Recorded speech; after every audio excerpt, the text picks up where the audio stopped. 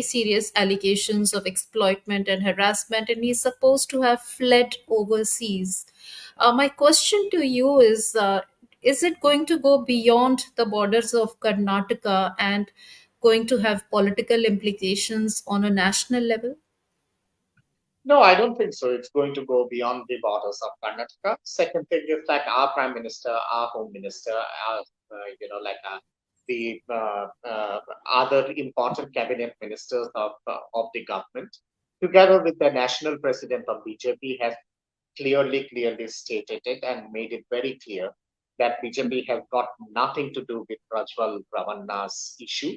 And for us, the dignity and respect of the woman is paramount.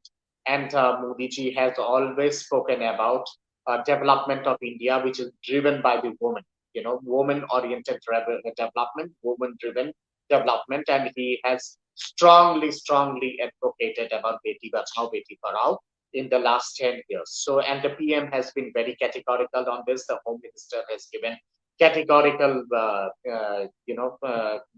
statements on this. The law of the country will take its own course in relation to the Prajwal, Okay. Ravanna's issue. And it is for the Janata Dal Secular to fight it out with the Yes. Congress government there and also with the judicial agencies and with the other law agencies of the Hmm. country, Hmm. and they will do it.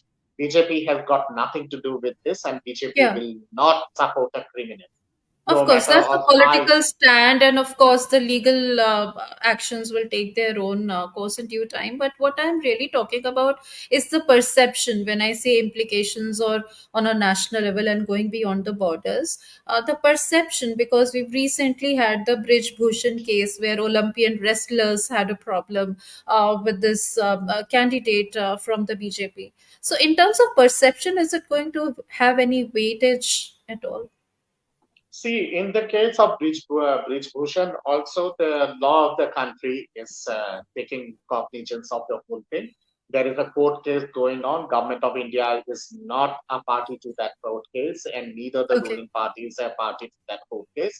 The law of the country will decide about Bridge Bhushan as such. That's one. Second thing is like the prime minister has categorically said that no criminals, and especially criminals, those who do sexual exploitation or those who exploit women would be protected under no circumstances by the PM or by the ruling government, whether Yeah. it's Prajwal, whether it's Brij Bhushan, or anyone XYZ for that matter. And the PM is very categorical on this. And the work which the prime minister has done for the women folk of the country, and the plethora of initiatives which he has taken, that gets reflected in what he said. It is not just a lip service which the prime minister gives when it comes to the dignity and respect and protection of Yeah. women's rights. It gets reflected at the ground level also. So therefore, that's the reason why I say that there won't be any kind of national ramification of this issue at the Okay. national level. It will remain within southern part of Karnataka, and Okay. Janata Dal Secular would be fighting that out. We are not an advocate of whatever has happened, and we will not Okay. be a party to. That's one. Okay. The second thing is like when it comes to the question of what the prime minister thinks and the measures which he has taken, in relation to protection of protection of dignity and self-respect of the woman. It is this prime minister only who has given, who had brought in law in the parliament Hmm. in relation to heinous gang rapes, so much so that in a fast court track mechanism, death sentence can be given to the culprits. It is this government which has Yes. done that. Under the fast track court mechanism. So now we have capital punishment for heinous rapes as well as gang rapes. And which government has brought this amendment in the law, in the criminal law? It is the government of Modi ji, which has got this. Yeah. So whatever the PM has said, triple talaq, another big issue.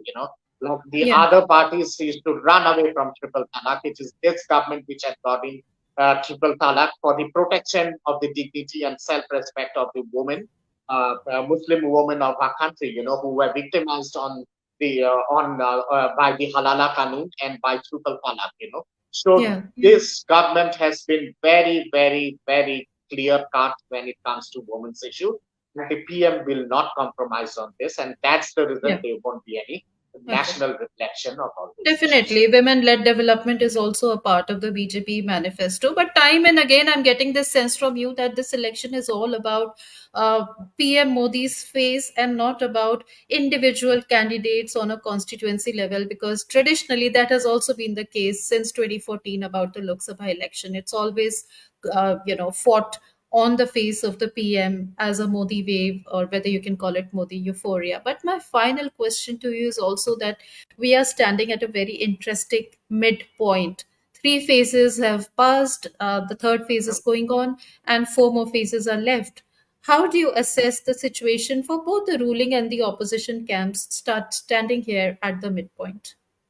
See, there are a couple of rejoinders to your questions. Let me come to them one by one.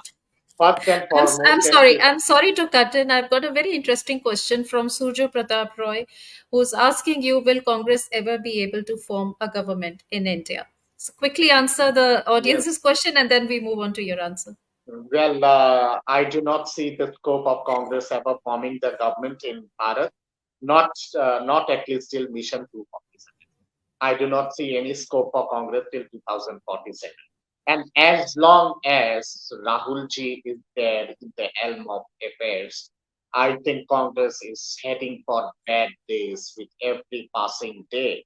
And Rahul ji, I always say, is a blessing for BJP and is a curse for Congress party. So वो वरदान है BJP के लिए और वो अभिशाप है Congress party. This Mhm. is my own individual opinion. And Yes. I think Modi ji and BJP dispensation is very happy with the helm of affairs of Congress party being in the hands of Rahul Gandhi. That's one. Okay. Now let me come to the question one by one. Yes. Like in relation to a prime ministerial phase or a super powerful leader. 2004, Congress fought the election on the basis of Abla Bahu, सास ने बलिदान दी, पति ने बलिदान दी. My mother-in-law had, given her life.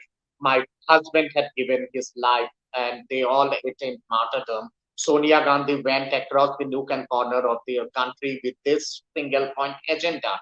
And who was the Mhm. mascot of the Congress face in 2004? It was Sonia Gandhi. Mhm. 2009, it was not Dr. Manmohan Singh, it was again Sonia Ji who was uh, uh, Mhm. in the front runner phase of 2009 election.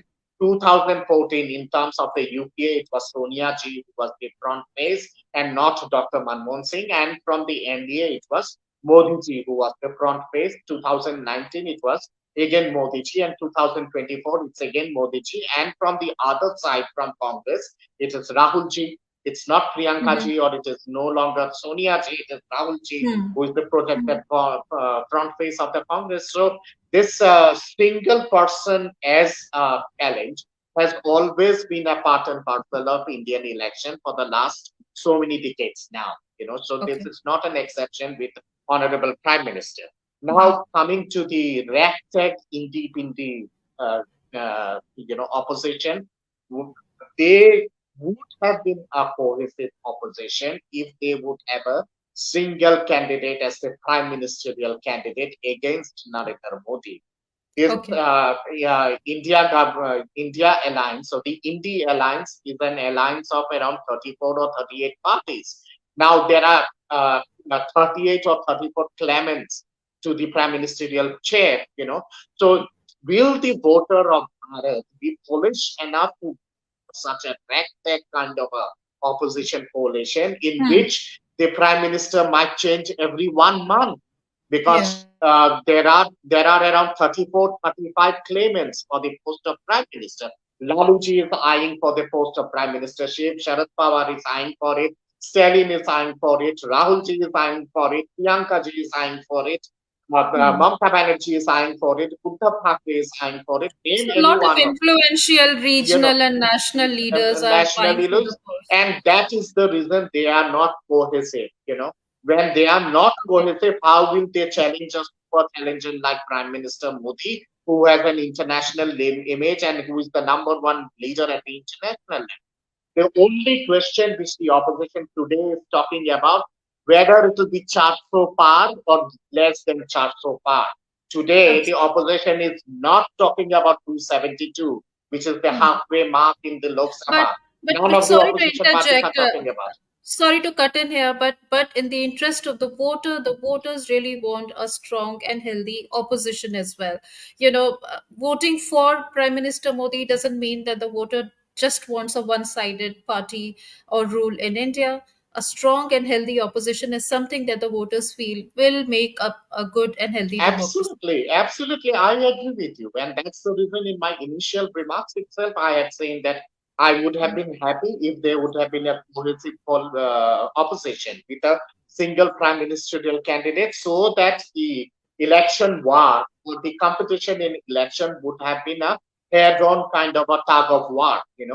But will the prime minister or will the ruling government do sitting for the opposition if they don't have a cohesive coalition?